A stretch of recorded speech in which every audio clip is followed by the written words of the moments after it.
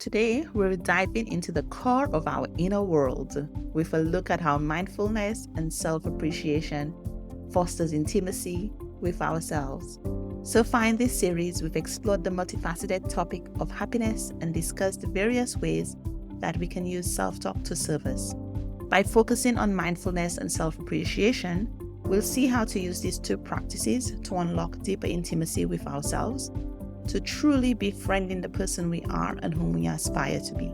So we'll spend some time to unfold the layers of mindfulness and examine the value of self-appreciation. Through this process, you'll learn to appreciate the quiet moments, the small victories, and the gentleness of self-love as practices that guide you to a fuller, more intimate relationship with yourself.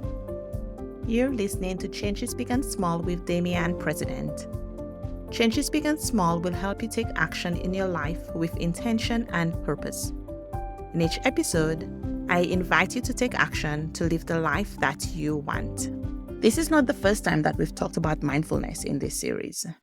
To recap, in the simplest terms, mindfulness is the practice of being fully present in the moment. But I want to offer you the thought that it's more than that.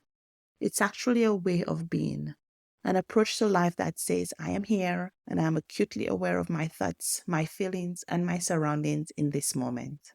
Imagine mindfulness as a thread or an anchor that connects you or grounds you in the now. It allows you to observe your life with clarity and to experience each moment without the distraction of past regrets or future anxieties. This clarity is really a gift because what it does is offer us the chance to respond to life's events with grace rather than the automatic reactions that are bred from our habits. But how do we cultivate such a state of presence to be mindful? It starts with the breath, that constant companion that we often take for granted. By focusing on our breath, we rest our attention in the present.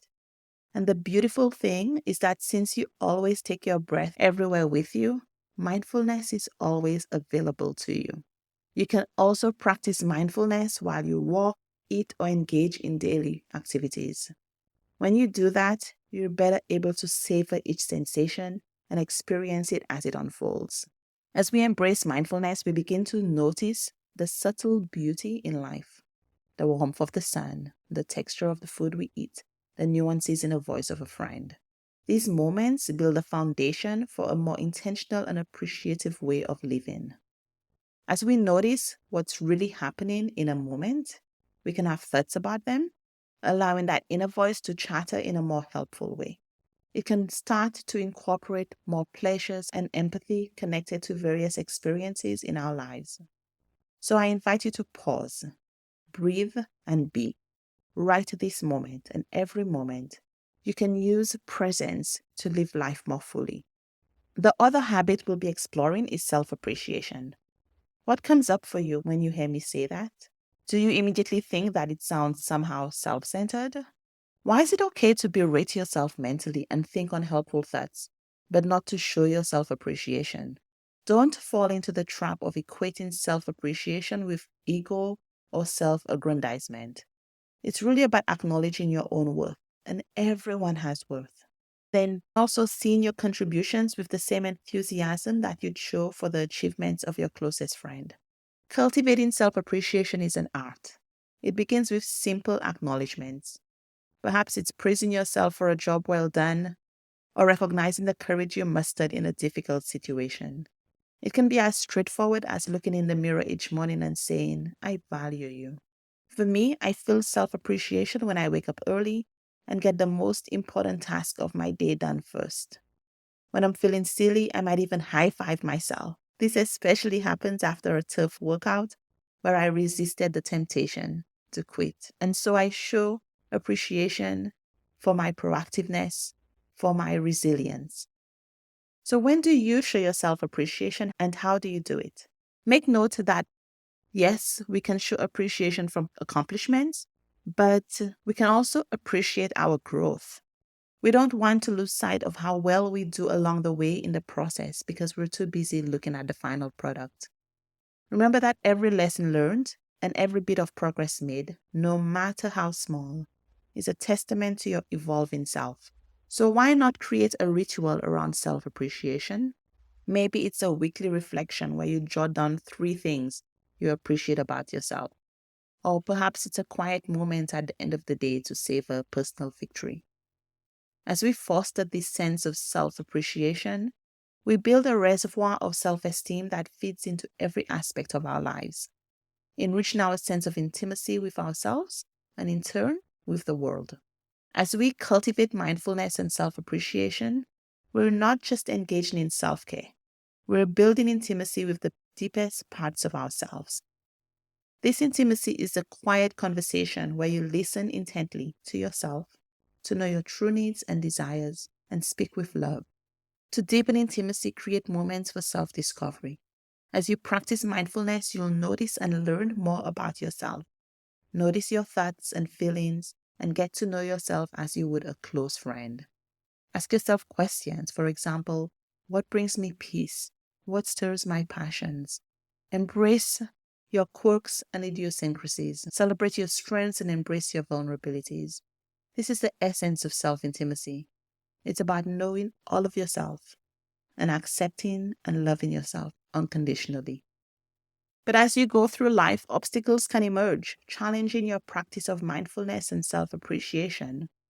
Perhaps it's the hustle of daily life, or the inner critic rears its head, or you might simply forget to take a moment for yourself. To overcome these barriers, first recognize them as part of the journey. They're not failures, they're normal. When time is short, you can integrate mindfulness into simple activities, like maybe savoring the taste of your morning coffee, drinking it more slowly, or feeling the water on your skin in the shower. If your inner critic speaks too loudly, counter its voice with self-compassion. Write down your achievements and the qualities you admire about yourself and revisit them when doubts arise. And if you forget to practice self-appreciation, gently remind yourself that each day is a new opportunity to begin again. Set reminders, create rituals, and surround yourself with prompts that bring you back to the present moment and to the appreciation of self. Let's move past these barriers with grace, understanding that each step we take towards mindfulness and self-appreciation brings us closer to a more intimate and loving relationship with ourselves. My invitation to you this episode is to dedicate a few minutes each day to practice mindfulness and to appreciate one thing about yourself. Start with the same time each day during an activity that you already routinely complete. Maybe it's while you brush your teeth or as you commute on public transport to work. I invite you to take action, then share your experience with us at changesbigansmall.com as part of celebrating that you took action for yourself. Now, the listener question: what can I do if I notice my inner dialogue is mostly critical, and how can I begin to change it?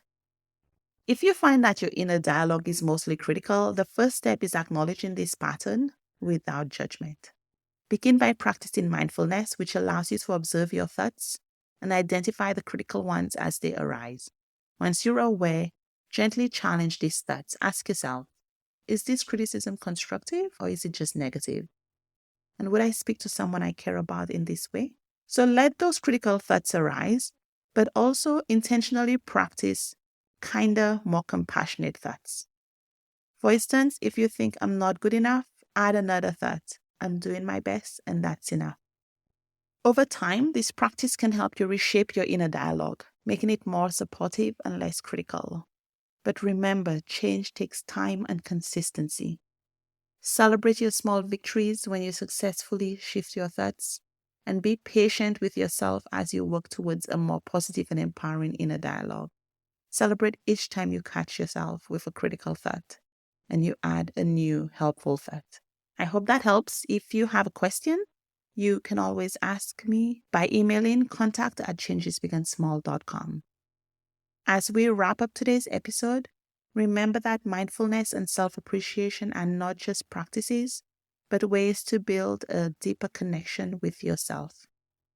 In the next episode, we'll discuss how you can recognize, honor, and pursue your true desires, shaping a life that reflects who you are at your core. If you've enjoyed listening to this episode, please help me share it with more people by leaving a review. If you have a question or if you want to be a guest on the show, reach me at contact@changesbigandsmall.com. Remember, change begins with one small step. Have a great week.